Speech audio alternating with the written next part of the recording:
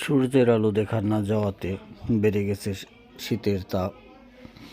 তো শীত থেকে বাঁচার জন্য গ্রামের মানুষগুলো কাঠের লাকড়ি জ্বালিয়ে আগুন ধরিয়ে তার চারদিকে বসে শরীরে গরম লাগার জন্য আগুনের তাপ গ্রহণ করছে।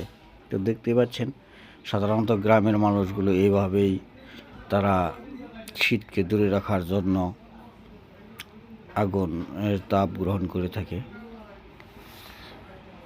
এবার শীতের তাপমাত্রা একটু বেশি হওয়ার কারণে গ্রামের